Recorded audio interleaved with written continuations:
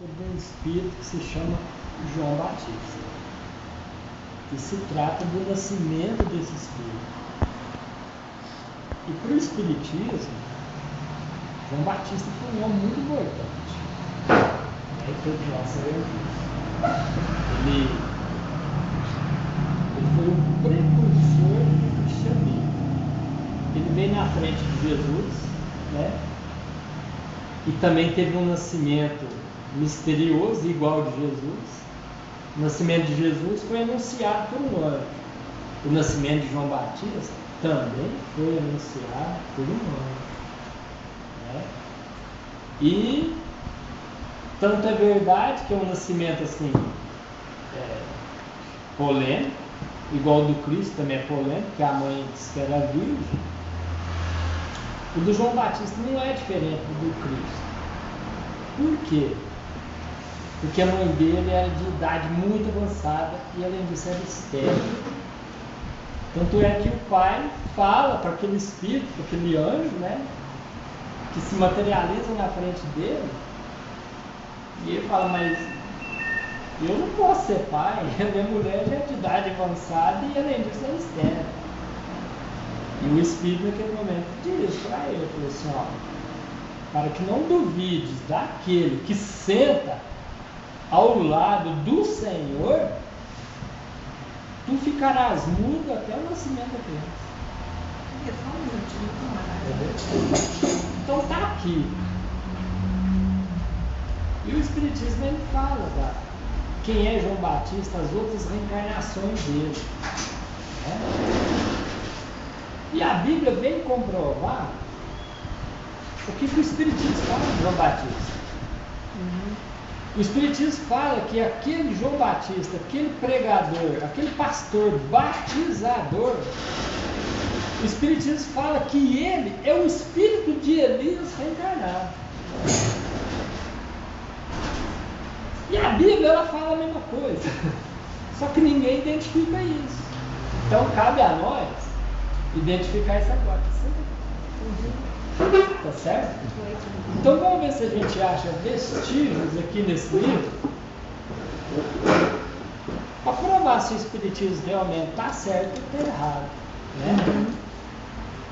Então aqui no Evangelho de Lucas está escrito assim, tem um prefácio, né, onde Lucas troca algumas palavras com o Teófilo, que era um amigo dele. Tendo, pois, empreendido por em ordem a narração dos fatos que entre nós se cumpriram, segundo nos transmitiram os mesmos que os presenciaram desde o princípio e foram ministros da palavra, quer dizer, foram pregadores. Pareceu-me também a mim conveniente descrevê-los a ti, ó excelentíssimo Teófilo, por sua ordem, havendo-me já informado minuciosamente de tudo desde o princípio, para que conheças a certeza das coisas de que já estás informado. Então o Evangelho de Lucas é um evangelho de pesquisa. Além de ele ser um evangelho pesquisado, que ele foi de boca a boca naqueles que apertou a mão de Jesus, o Lucas não. O Lucas ele não pegou na mão do Cristo. Ele não era discípulo do homem. Ele veio depois que o homem morreu. Então, para ele escrever um evangelho que tem tudo a ver com os outros evangelhos que apertou a mão do homem, é lógico, ele era médico também? Ele era. Tinha que ser um grande psicógrafo também para poder narrar os fatos que ele narra, né? Então ele no evangelho dele ele começa assim, ele começa falando de João Batista, ele não começa falando de Cristo, ele começa falando de João Batista, ele foi mais além do que os outros, né? Ele começa assim, ó, existiu no tempo de Herodes, rei de Galileia, um sacerdote chamado Zacarias, da ordem de Ábias, cuja mulher era filha de Arão, e o seu nome era Isabel, e eram ambos justos perante Deus, andando sem repreensão em todos os mandamentos e preceitos do Senhor. Não tinham filhos, porque Isabel era estéril, e ambos eram avançados em idade. E aconteceu que, exercendo ele o sacerdócio diante de Deus, na ordem da sua turma, quer dizer, ele era um dos sacerdotes do templo, o pai do futuro João Batista, que o nome dele era Zacarias. Então o senhor Zacarias, ele era um sacerdote. Até aí, entendido? Beleza? A mulher dele é que chamava Dona Isabel. Ela era mocinha, bonitinha, como é que era? Ela já era de idade avançada. E era estéril. Tá. E era estéril, não precisa. Segundo o costume sacerdotal, coube-lhe em sorte entrar no templo do Senhor, para oferecer o incenso. E toda a multidão do povo estava lá fora, orando a hora do incenso. E um anjo do Senhor lhe apareceu, posto em pé, à direita do altar do incenso. E Zacarias, vendo, turbou-se e caiu de temor sobre ele, quer dizer, ficou com medo. Mas o anjo lhe disse: Zacarias, não temas, porque a tua oração foi ouvida. E Isabel, tua mulher, dará à luz a um filho, e lhe porás o nome de João.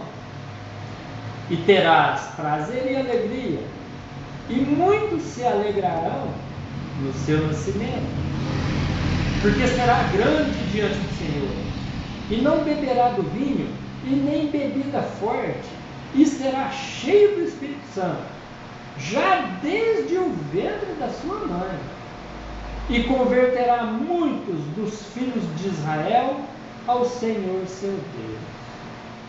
E irá diante dele no espírito e virtude de Elias, para converter os corações dos pais aos filhos e os rebeldes à prudência dos justos, com o fim de preparar ao Senhor um povo bem disposto.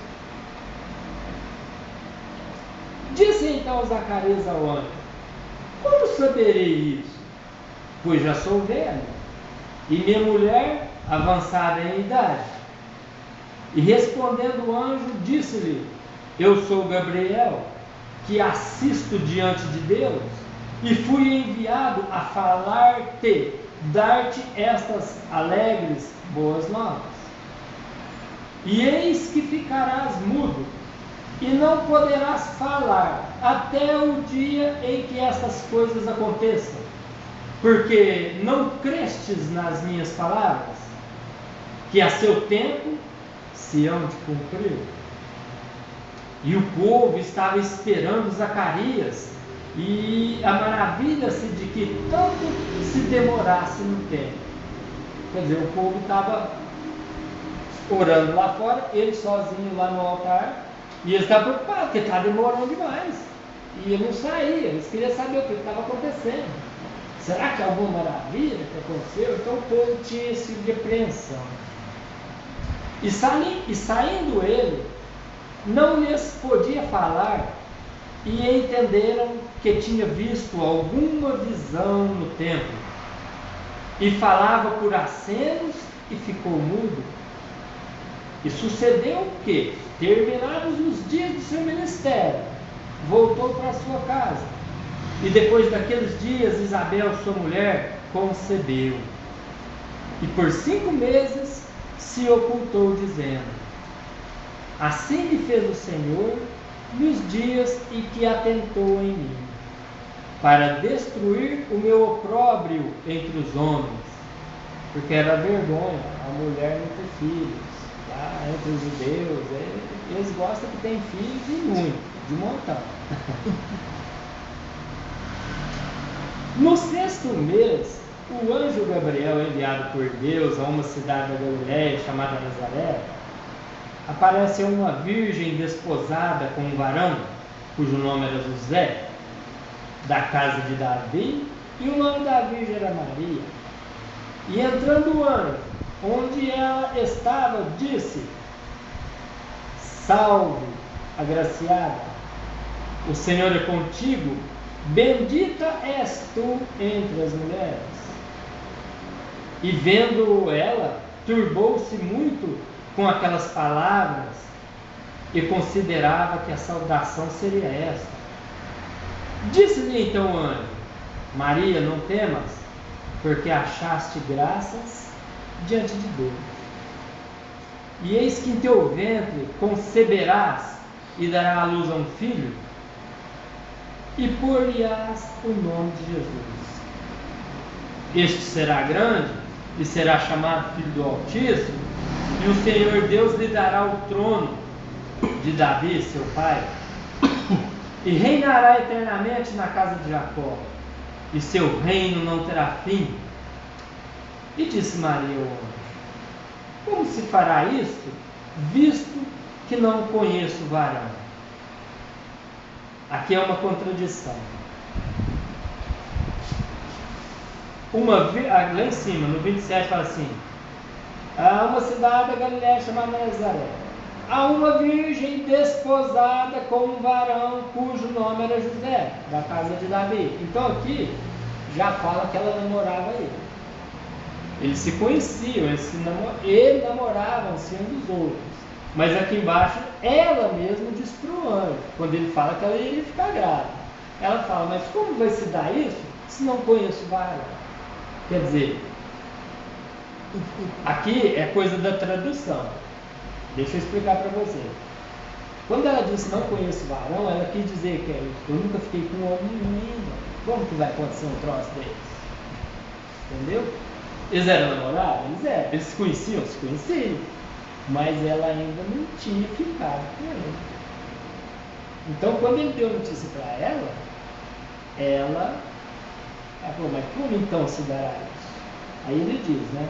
E respondendo o anjo disse: descerá sobre ti o Espírito Santo, e a virtude do Altíssimo te cobrirá com tua sombra, pelo que também o santo que de ti há de nascer será chamado Filho de Deus.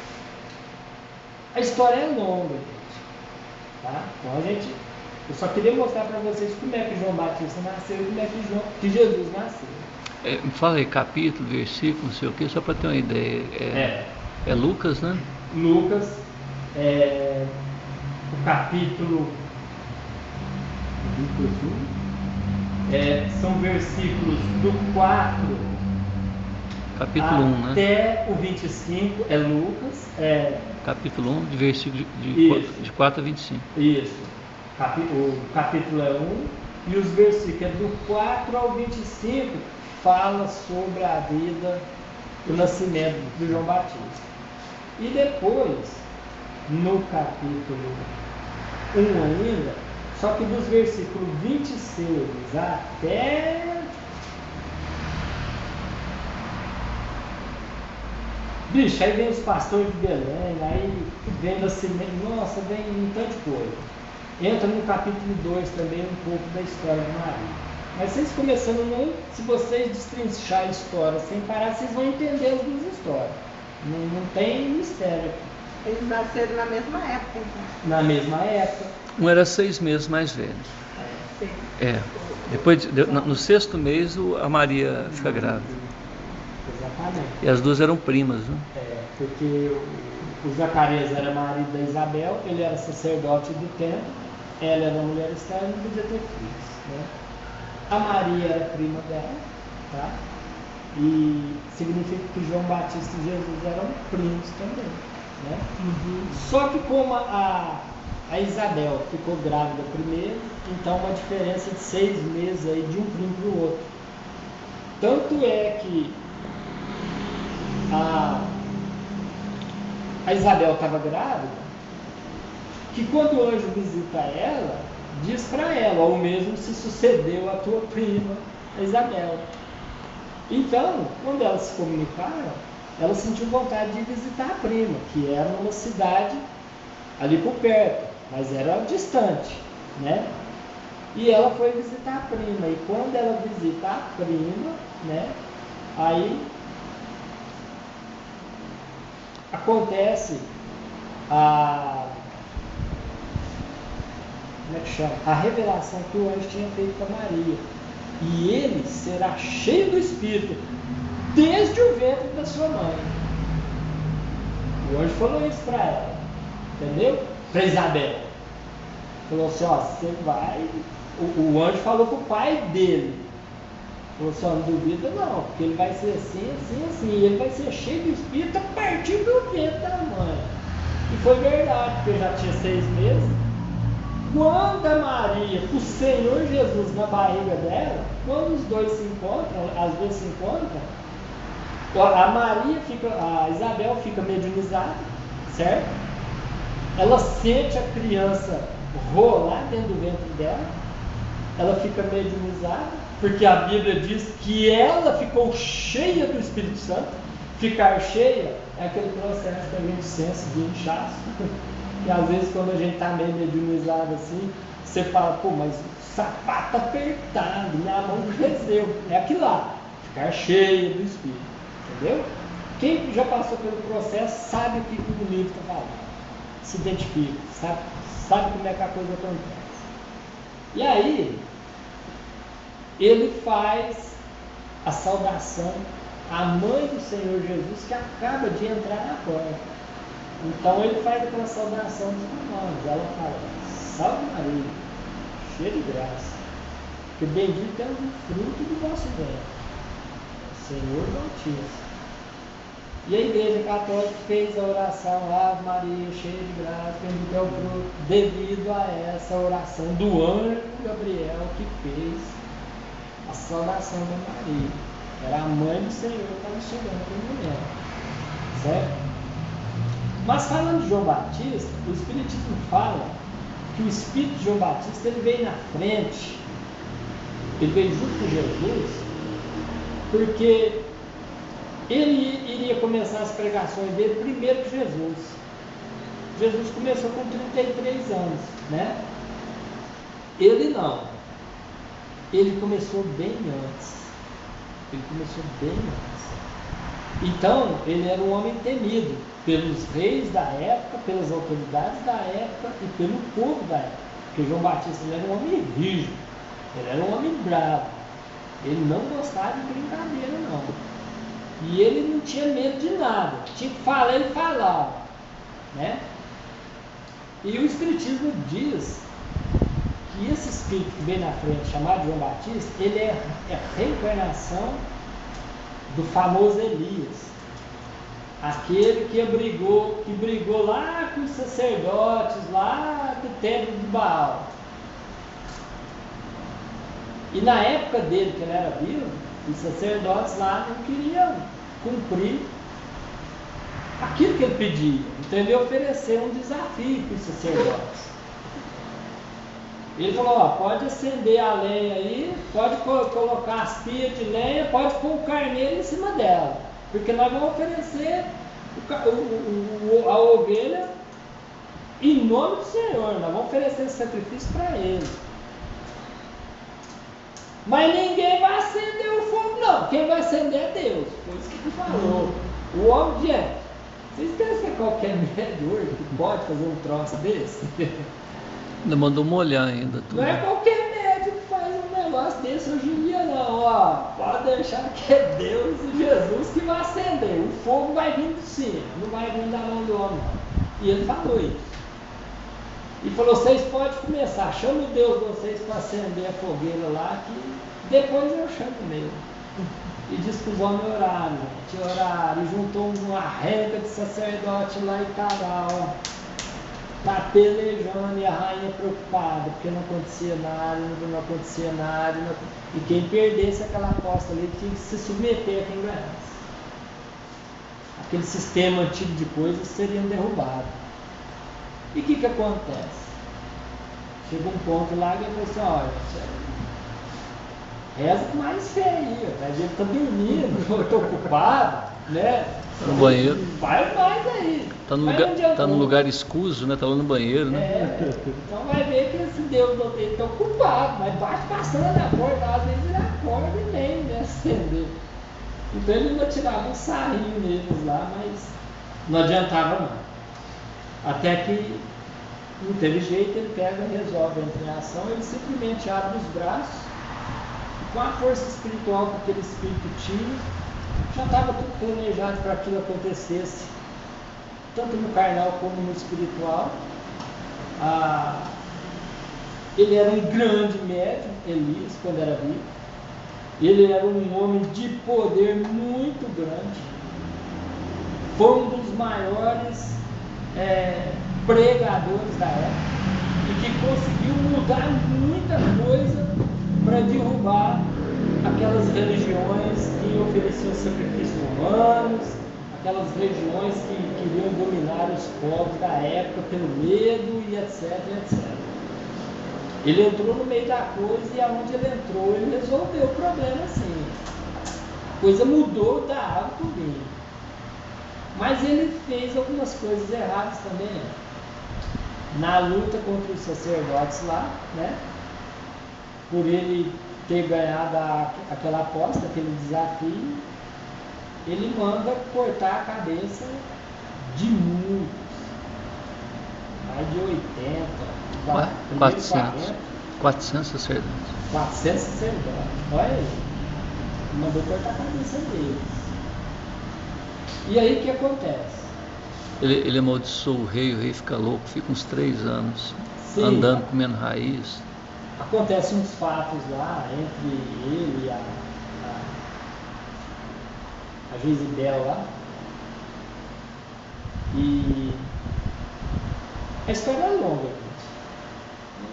Ela fica louca, os próprios cachorros dela, ela cai lá de cima lá do palácio dela, cai lá embaixo no quintal, os cachorros dela comem ela, sabe? Virou anarquia o reinado dela. Mas nós não vamos entrar nessa parte agora não. Nós estamos falando de João Batista, certo? E o Espiritismo, ele fala que depois disso, esse espírito Elias, ele volta, mas ele volta em corpo diferente. Ele volta no manto carnal de João Batista, com o nome de João Batista.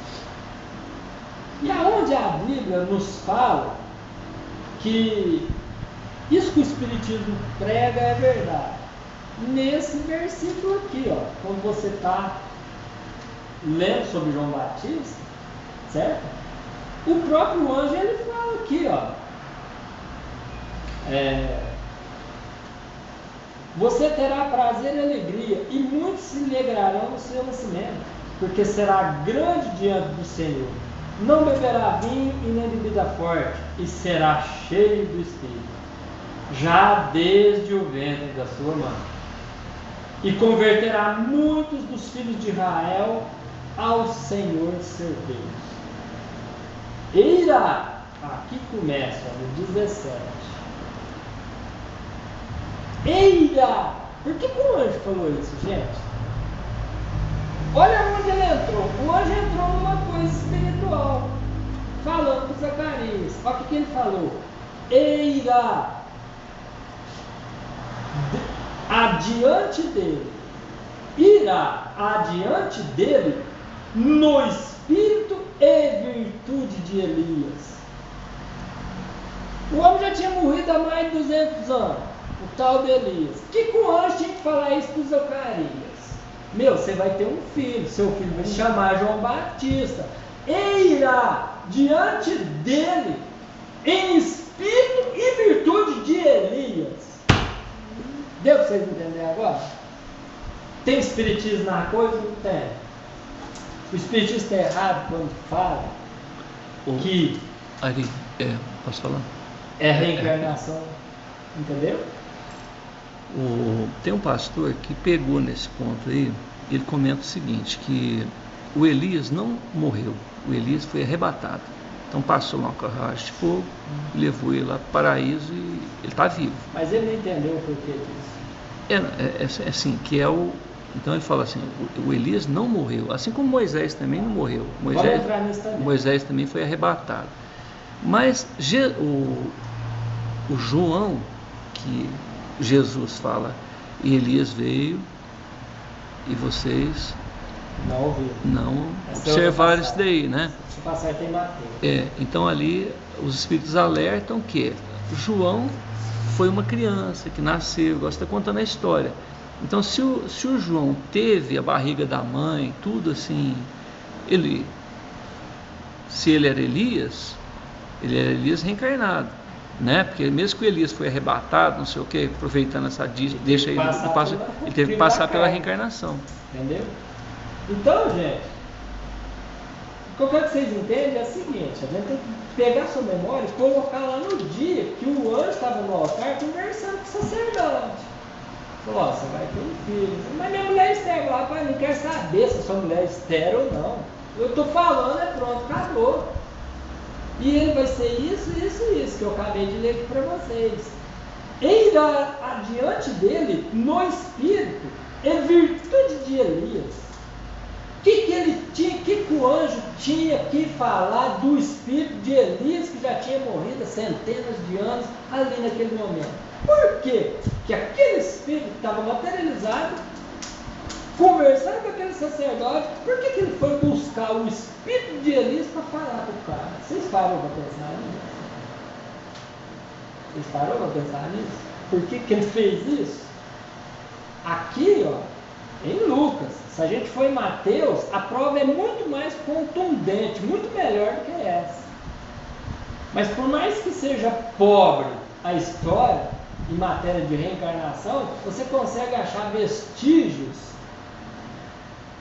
de que o anjo não estava falando bobagem, e que o Espiritismo muito menos fala bobagem, quando fala que é o mesmo Espírito. Entendeu? Eu simplesmente tinha que chegar em você e falar: ó, você vai nascer um filho aí, na sua mulher, tal. Ah, mas minha mulher é estéril, então não interessa, vai nascer e pronto, acabou.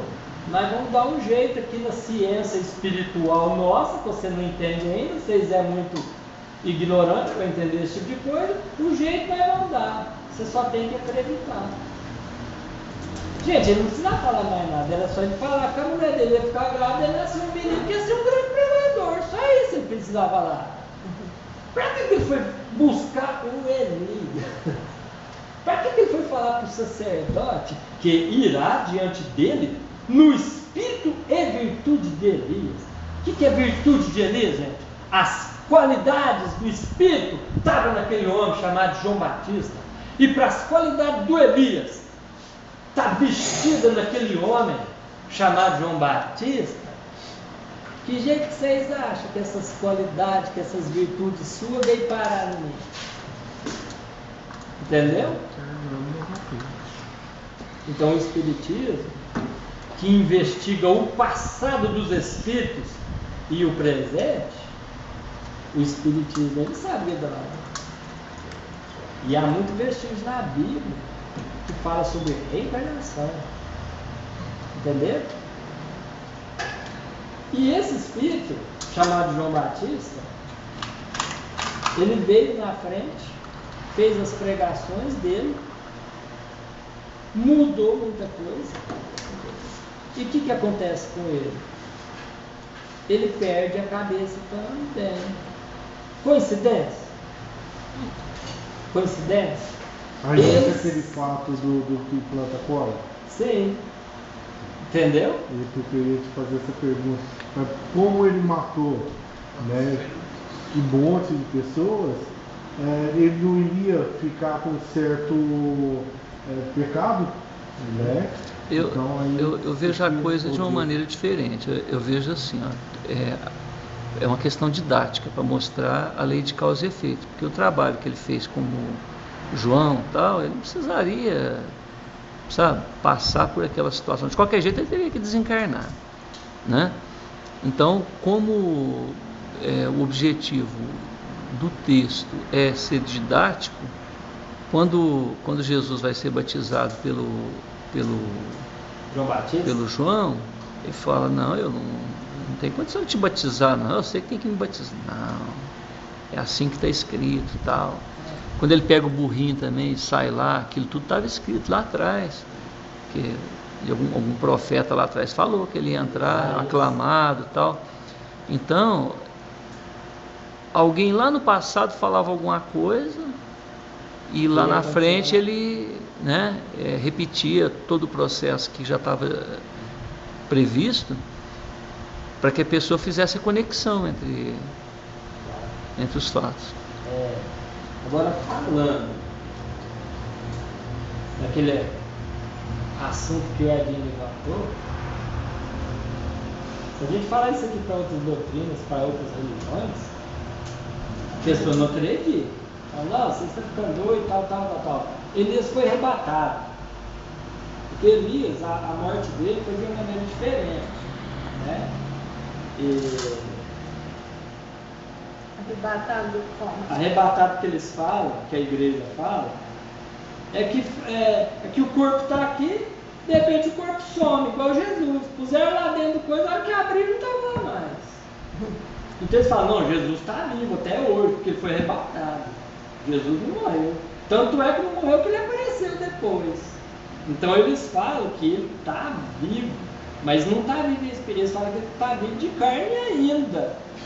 Que na onde o homem vive, não existe a morte igual nós pensamos. Eles estão vivos de carne e osso. E nós não acreditamos dessa maneira. Nós acreditamos que todos os espíritos, não importam o seu atraso ou a sua evolução, nasceu na Terra, tem que passar pelas leis da Terra, as leis físicas da Terra. Até o próprio Cristo, que é o governador do nosso sistema, ele teve que nascer de parto normal, entendeu?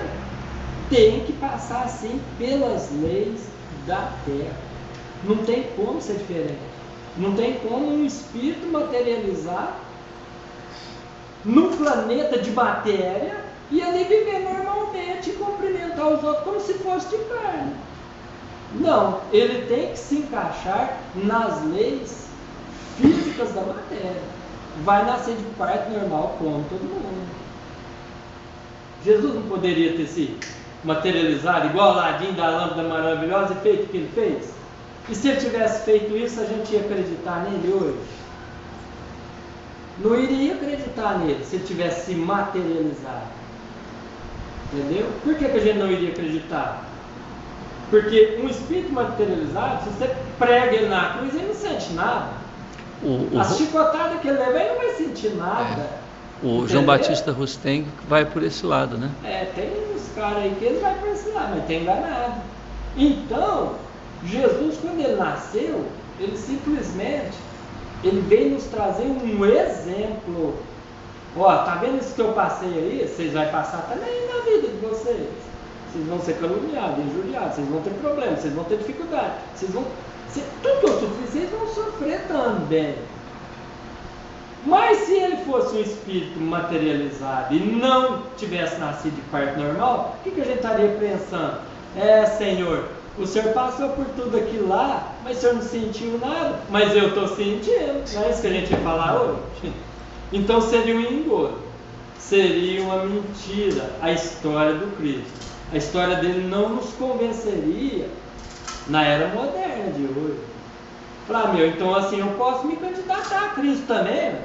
Eu simplesmente chego lá num planeta de expiação e prova, vou lá, levo a lei do amor, mas nascer em carne eu não quero não. Para sofrer na carne, um povo ignorante que mete o chicote sem dó, não estou disposto a isso não.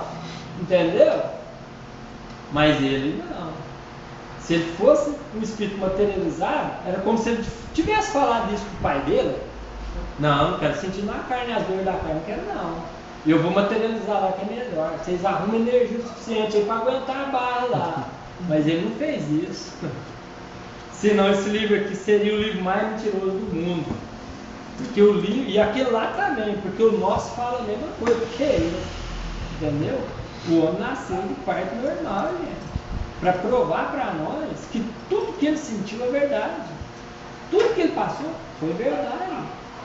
para nos convencer no futuro que vamos passar por aquilo também e vamos ter que aguentar do jeito que ele aguentou. Vamos ter que suportar do jeito que ele suportou. Entendeu?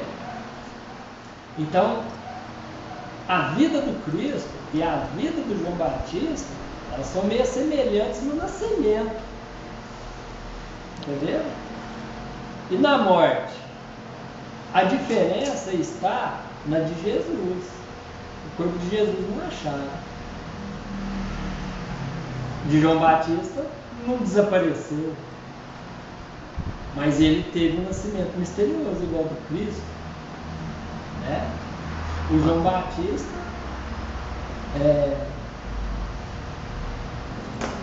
ele morre com a cabeça decepada. Eu já contei a história para vocês. O rei estava lá no palácio dele, o homem estava dando uma festa, então tinha uma mulher lá que Salomé. ele ficava com ela, e ela tinha uma filha muito bonita, né? A Herodíades. E nesse dia, por ele ter bebido muito, e ela, como ela ia dançar aquela dança turca deles lá, aqueles negócios lá, aquelas danças de judeu lá, ela queria dançar na festa. E ele, por ter bebido um pouco, ele se enamorou dela, ele começou a flertar com ela e ele começou a gostar dela. E ele avança o sinal e diz para ela, fala, ó, pede o que quiseres e tu terás. Quer dizer, a Bíblia fala desse jeito, mas na realidade, a gente sabe que ele não falou isso.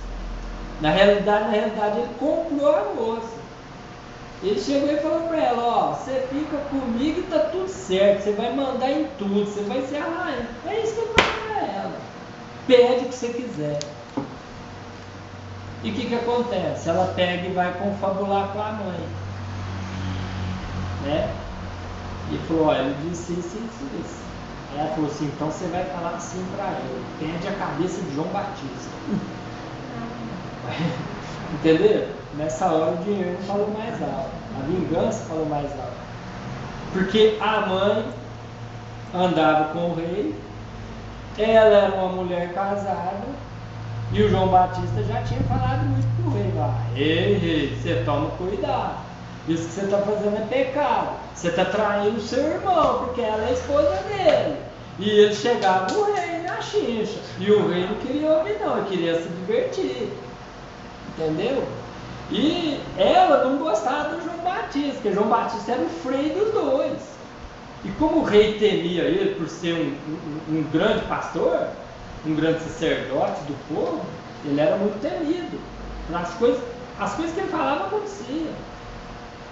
E ela, para vingar dele, ela fala para a filha, ó, pede a cabeça do João Batista. E aí eles vão lá no calabouço, pega ele, corta a cabeça dele, põe numa bandeja e leva ela para o rei. Aí o rei olha, ele fica triste com aquilo. E ele tenta, gente. Ele tenta, apesar de bêbado e ser o rei, ele tenta de alguma maneira, para que ela mudasse de ideia. Ele fala, mas é muita coisa. Ele tenta, sabe? Mas não teve jeito. Aí ela pega e diz para ele, perto de todos os convidados, ela diz para ele, palavra de rei não volta atrás. Olha a obsessão aonde entrou, na mãe, na filha e no rei. Entendeu? Por mais errado que ele fosse, por mais sem juízo que ele fosse, ainda restava um pouquinho de juízo nele. Que na hora H da coisa, ele falou assim, mas tem muita coisa. E ela não, ela falou, palavra de rei não volta atrás. Aí ele olha, fica envergonhado, porque todo mundo ouviu ele dizer, pede o que quiseres. Aí ele fala, que se cumpra. E aí entrega a cabeça dele para a filha, né? E aí acaba a história do grande precursor do Cristo. A Salomé, que é a filha da Herodíades lá, ela também tem um fim mais ou menos nesse mesmo sentido. Ela vai andar lá num lago, né? O lago abre, ela cai, o gelo fecha, corta a cabeça dela também, igual. Então, gente, a gente está falando mais do que está aqui na Bíblia. Para gente poder perceber um pouco que o espírita, eu acredito o seguinte: o espírita, ele não pode só ler livro espírita. Ele tem que se informar do chão que ele pisa, tá certo? Tem que ler todas as obras do espírito? Tem que aprender? Tem. Mas o espírito, ele precisa ler o livro que as outras doutrinas manipulam, que é esse livro aqui. Para quem não sabe, o livro de cabeceira de Chico Xavier era esse aqui, ó. Esse era o livro de cabeceira dele. E eu não conheço espírito aqui no Brasil que tenha o conhecimento evangélico, bíblico que o Emmanuel tem. Eu não conheço. Porque Emmanuel, quando ele vai falar desse livro aqui, tá? Não é qualquer espírito que consegue fazer aquilo lá que ele faz, não. O homem é coisa fenomenal, coisa espantosa, entendeu? Então cada espírito tem um dom para trabalhar para Jesus. Emmanuel trabalha para Jesus na palavra de uma maneira espantosa.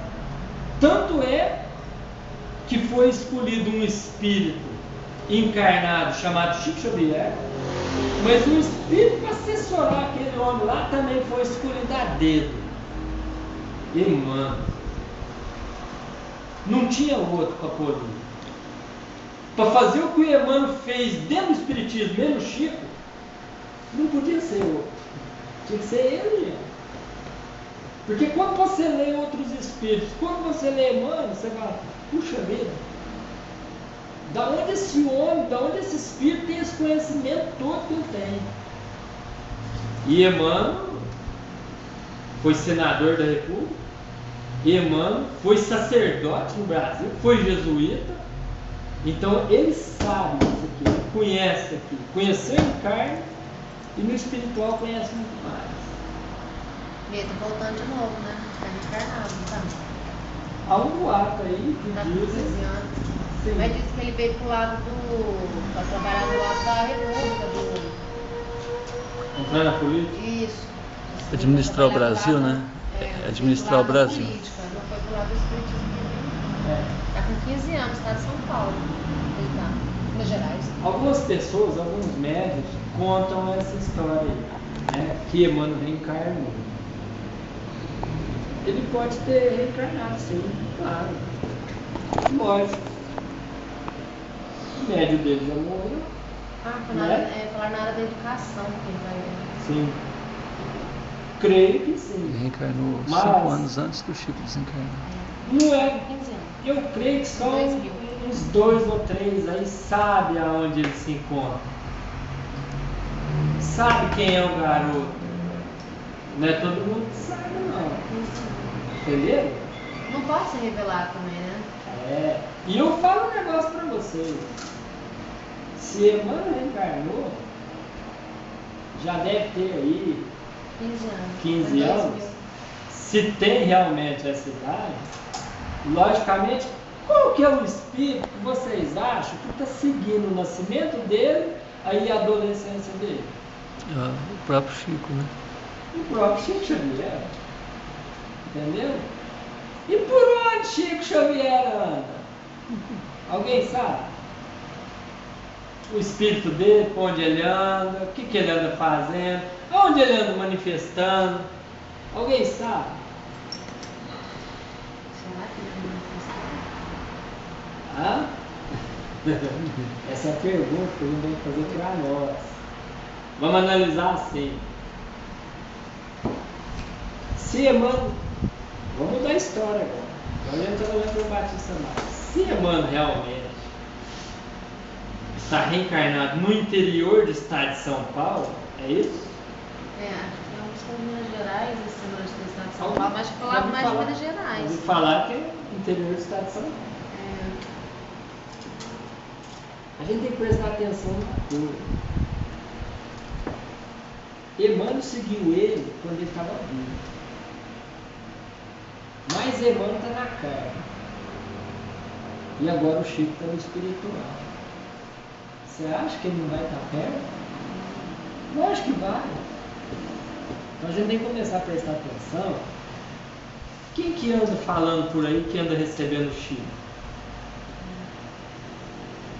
Qual médium que anda falando isso? E tem outra coisa. Tá cheio de médium aí recebendo o Chico, esparramado no Brasil, e escrevendo livro com o nome dele ainda por cima. Aí você fala assim, pô, Ari, aí é difícil identificar onde a criança tá, porque o espírito tá ali, tá lá e tá lá e tá colar. Mas eu acho uma coisa, gente. Chico, ele foi tão discreto que mesmo que ele usar algum médium por aí hoje, ele não vai falar que é ele. Ele não vai falar, ó, porque os espíritos eles falam assim, eles influenciam o médium discurso, o médium fala, o médium faz aquela palestra bonita.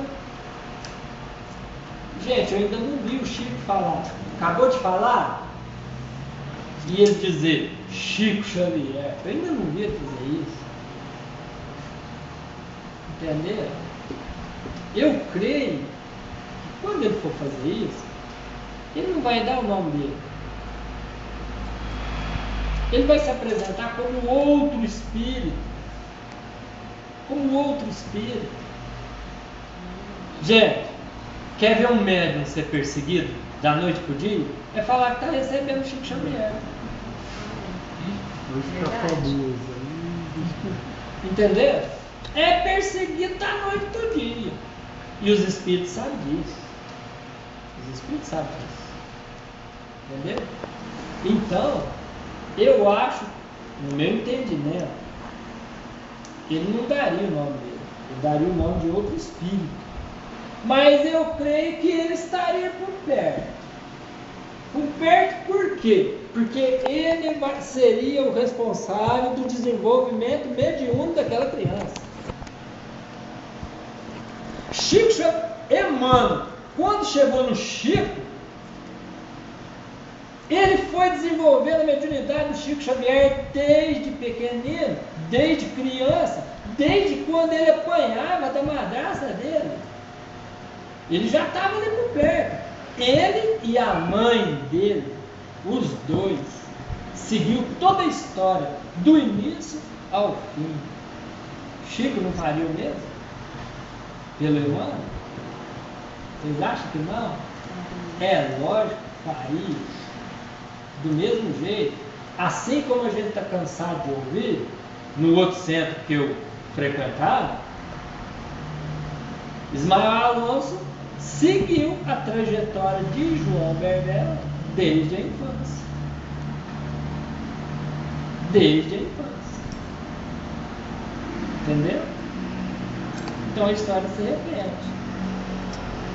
Se aquele espírito está programado para trabalhar com aquele médium, quem é encarregado de seguir toda a trajetória da vida dele, desde a tenra infância até a hora da morte, é aquele espírito.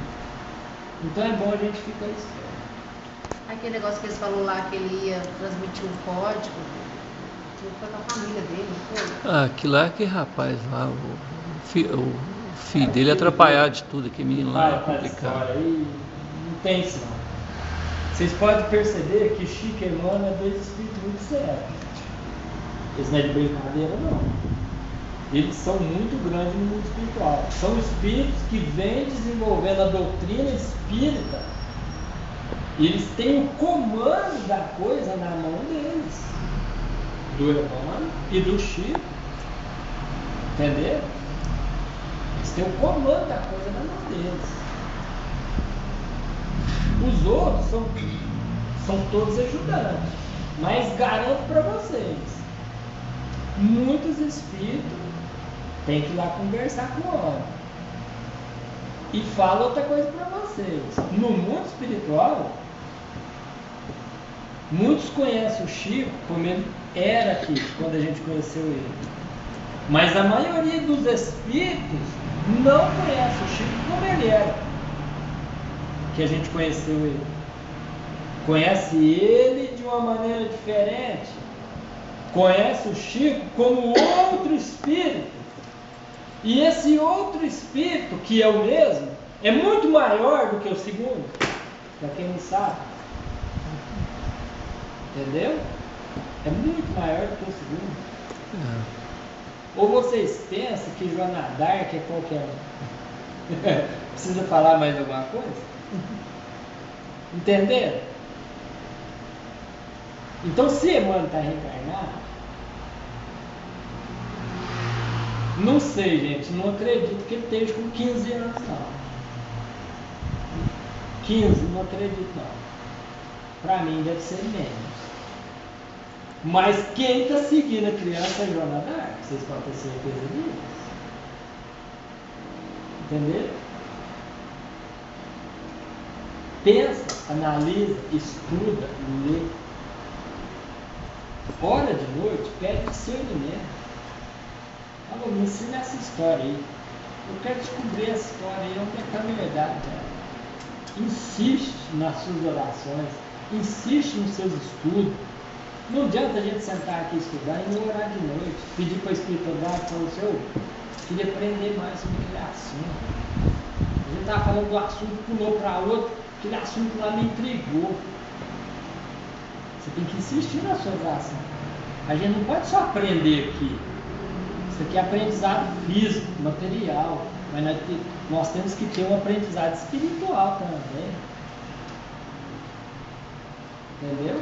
E se você não pedir para ninguém te orientar no espiritual, dificilmente alguém vai te orientar no espiritual, porque você não pede. É igual uma oração. Se você quer conseguir alguma coisa para sua vida, você tem que pedir. Enquanto você não pede, aquilo não acontece. Acontece? Não acontece. Por quê? Porque se você não pede, é porque você não está precisando. Um filho, quando ele tem fome, ele pede comida. Quando ele tem sede, ele pede água. Quando ele quer pão, ele pede pão. A gente com Jesus, com a espiritualidade, a gente com Deus é da mesma maneira. Ó Senhor, eu queria que fosse assim, queria aprender isso, queria aprender aquilo.